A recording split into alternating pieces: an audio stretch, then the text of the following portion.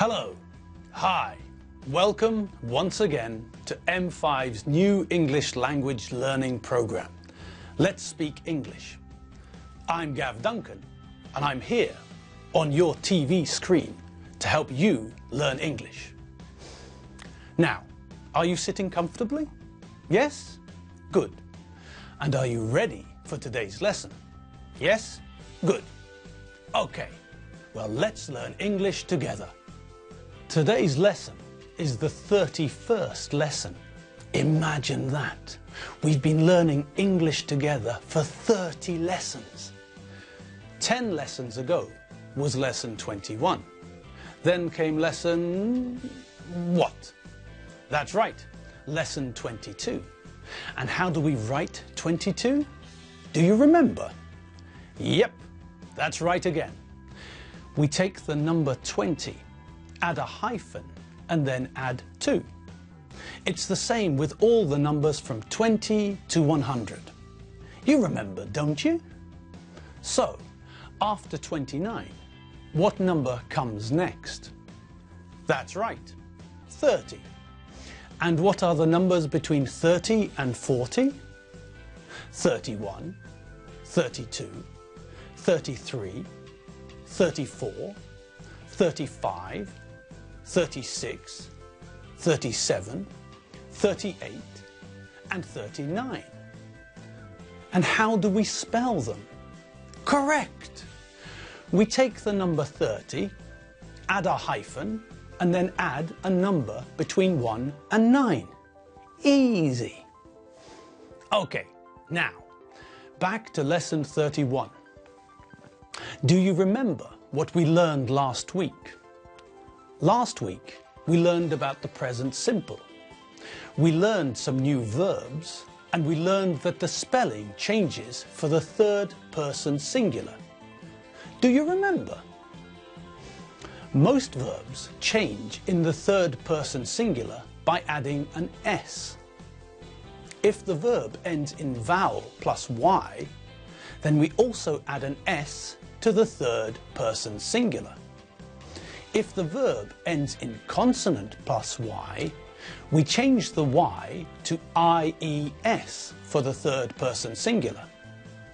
If the verb ends in SS or X or CH or SH or O, we add ES to the end for the third person singular. Let's see that in a table, Mabel. Good. So you all remember how to change the verb when we use it for the third person singular in the present simple tense. Fab.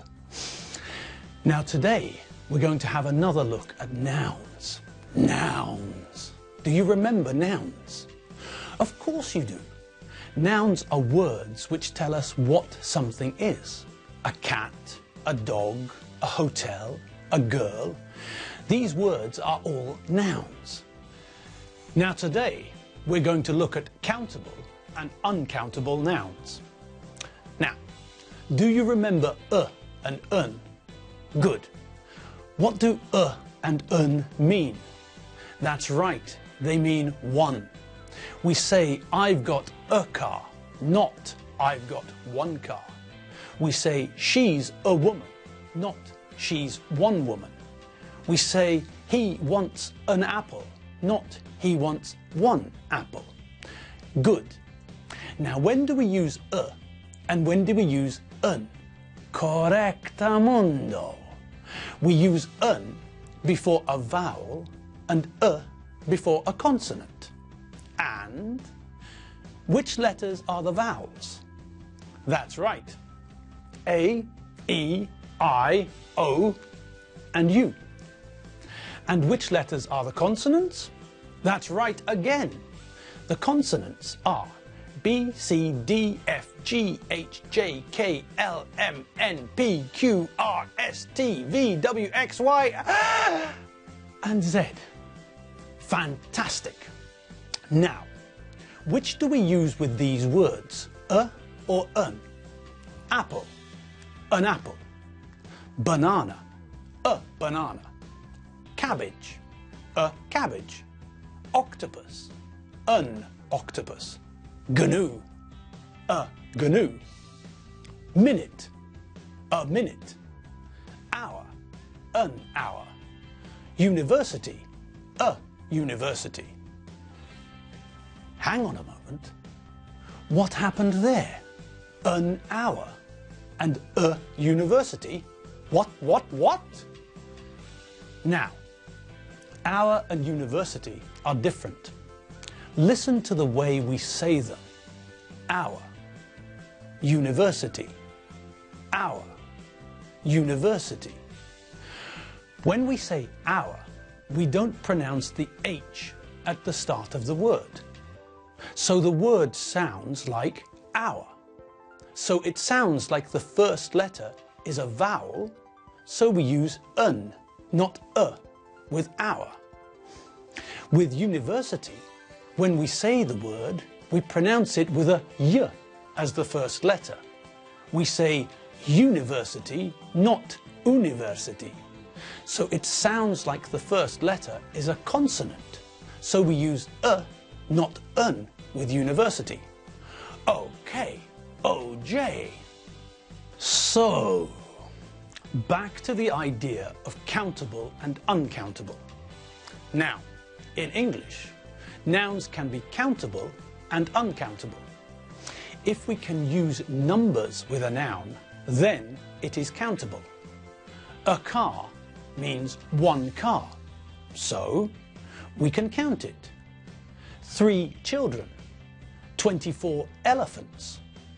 Countable nouns can be singular or plural.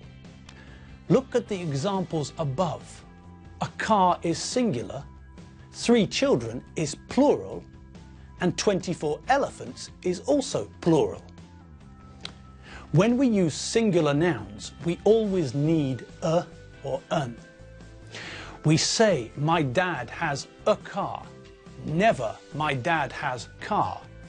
We say, I have a job, never I have job. We say, he is a dentist, never he is dentist. Okay, so what about the uncountable nouns? Well, these are nouns where we can't use numbers. Things like water, money, and music. We can't say 3, 24 plus these nouns. A water, 3 money, 24 music. With uncountable nouns, there is only one form. There is no singular and plural with spelling changes. There is only one form. Money, the money. My money, your money. Some money, lots of money. So, we can't use a or an with uncountable nouns. We never say a money or a music or a water. Do you remember the nouns which are always plural?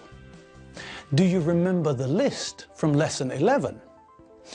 We learned that scissors, jeans, trousers and glasses are always plural. If we want to make these nouns countable, we use a pair of scissors, or a pair of jeans, or 2 pairs of trousers, or 24 pairs of glasses. We can also make uncountable nouns countable if we use a piece of, or a bottle of, or a cup of. A piece of is countable. A bottle of is countable. A cup of is countable. So now we can use these to make uncountable nouns countable. Cheese is uncountable, but I can ask for a piece of cheese or a slice of cheese.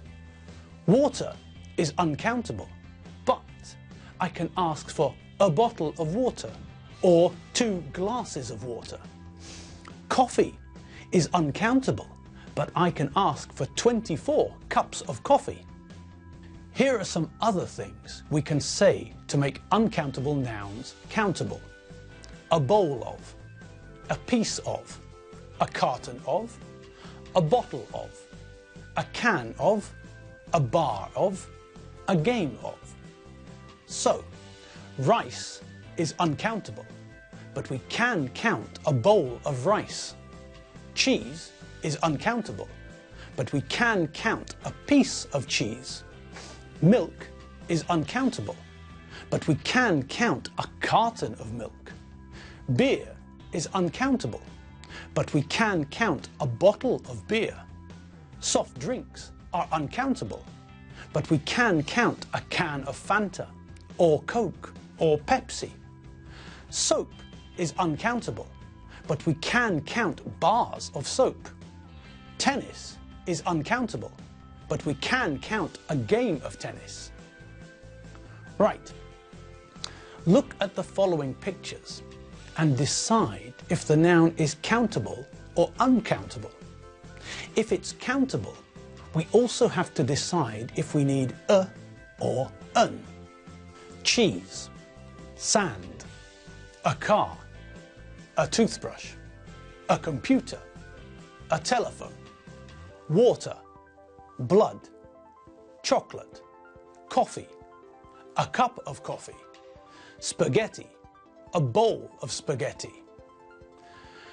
Right, let's practice making uncountable nouns countable. Use the words in the box to make the uncountable nouns countable. We use a, of. Here's a couple of examples. A carton of orange juice, a glass of milk, a bar of chocolate, a cup of tea, a loaf of bread, a bowl of soup, a sheet of paper, a slice of salami, a jar of honey, a can of tuna. Good. Now, there's a new word there, isn't there? That's right, loaf. A loaf of bread.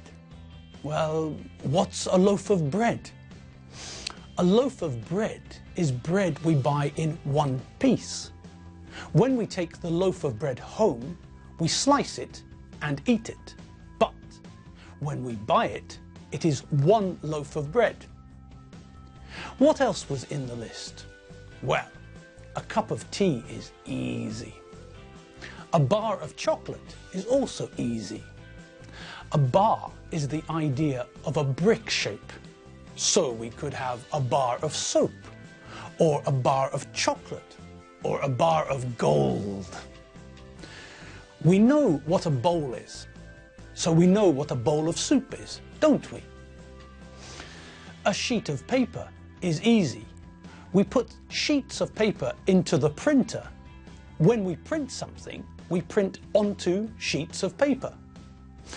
A slice of something. It could be salami, it could be bread. To slice is to cut something thinly. We can slice cheese, salami, bread, lots of things.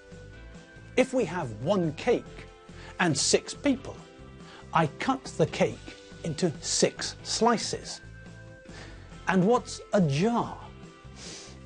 Well, a jar is a glass container.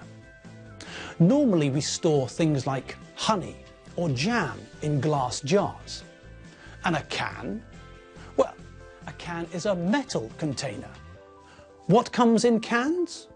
Well, soft drinks normally come in cans, but we could have beans in a can or fish. There are lots of things we get in cans. When we have a can, there's something else we need too. That's right. If we want to open the can, what do we need? Correct. We need a can opener. Right. Well, that's all the time we have for today's lesson. I had fun. I hope you had fun too. Thanks for watching M5's English language learning program, Let's Speak English. I'm Gav Duncan. I'm not Popeye the Sailor Man, and I'm not Donald Duck. I'm Gav Duncan, and I'll see you next lesson for some more English. See you later. Bye.